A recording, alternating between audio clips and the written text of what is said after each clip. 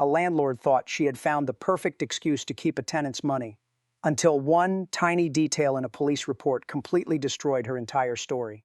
And by the time Judge Judy uncovered what really happened inside that rental house, someone was suddenly forced to pay for a missing TV, a PlayStation, and a decision that should never happened in the first place. If you love courtroom drama, scam exposure stories, and watching liars get caught in real time, hit that like button and subscribe, because this case turns into absolute chaos. It started with what sounded like a pretty ordinary landlord-tenant dispute. A woman named Miss Sims walked into Judge Judy's courtroom, claiming her former landlord had stolen from her.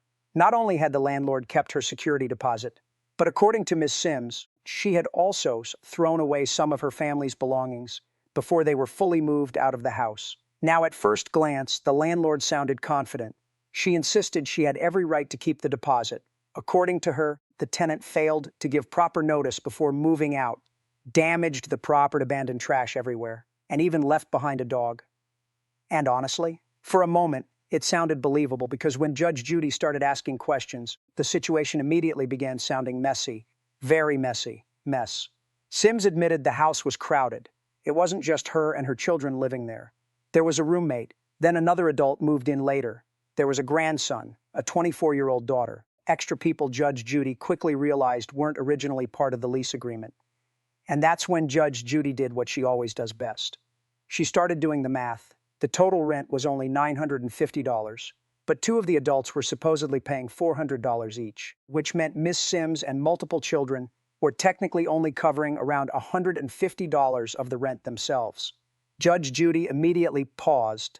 That sharp look came across her face, because something already wasn't adding up. The courtroom could feel it. But the real drama hadn't even started yet. As the questioning continued, another detail slipped out. The landlord admitted she entered the property on November 20th. There was just one problem. The tenant had already paid rent through November 30th. And the second Judge Judy heard that, the entire energy in the courtroom shifted, because legally, that house still belonged to the tenant until the end of the month.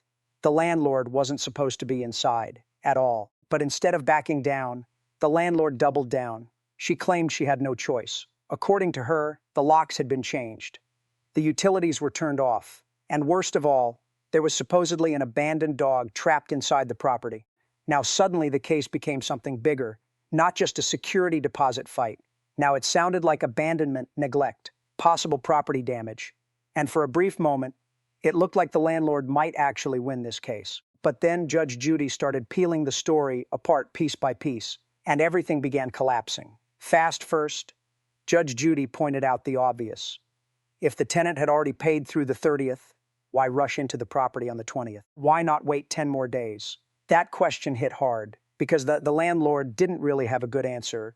Instead, she leaned heavily into the abandoned dog story.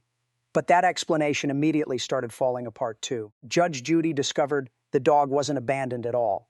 Someone had been coming back and forth to the house the entire time. In fact, a man connected to Miss Sims had still been staying there temporarily while waiting for his own apartment to be ready. And suddenly the landlord's story about an empty abandoned property didn't sound so convincing anymore. Then came the photos. The landlord showed pictures of messes inside the home. Trash bags, dirty carpets, damage. And she clearly hoped the images would justify keeping the security deposit. But Judge Judy wasn't impressed, because despite all the dramatic claims, the landlord had already rented the house out again, less than a month later, which meant the damages clearly weren't catastrophic. And then, everything took a turn nobody expected. Mess. Sims revealed she believed the landlord had thrown away several personal belongings during the premature entry into the home: a flat-screen TV, PlayStation 3, a basketball hoop, weights, fencing furniture. At first, the accusations sounded difficult to prove. The landlord instantly denied taking most of it. She claimed the TV was damaged, not just damaged, but supposedly bullet-ridden. And honestly, the courtroom almost seemed confused by how bizarre that explanation sounded. A bullet-ridden television? Really? But then Judge Judy noticed something strange. The landlord kept talking, and the more she talked, the worse things got for her. She admitted she personally instructed someone to place the television on the curb for scrappers. She admitted she still had some of the other items. And then came the biggest mistake of all, a police report. The exact thing that would completely destroy her case. Judge Judy asked to see it. And the second she started reading, the courtroom went silent because right there in the report, the landlord had already admitted responsibility for the missing property, including the television, including the PlayStation, including the basketball hoop. It was over. Just like that, the landlord's entire defense collapsed under her own words. And you could almost feel the frustration building in the courtroom as Judge Judy connected all the dots. The landlord had entered the property too early. She interfered before the tenant's legal occupancy ended. She disposed of belongings she had no right to touch. And worst of all, she had already admitted responsibility to the police before ever stepping foot into court. That's when Judge Judy delivered the final blow. She told Ms. Sims she was getting her security deposit back. Then she added compensation for the destroyed television, another amount for the missing PlayStation. Total judgment, $900. The landlord's counterclaim for damages, dismissed entirely. And honestly, that final moment said everything. Because even after losing, the landlord still tried pointing at leftover junk and holes in the wall as if that would somehow save her case. But Judge Judy shut it down immediately. None of that mattered anymore. Because the second she entered that property early, she lost control of the situation.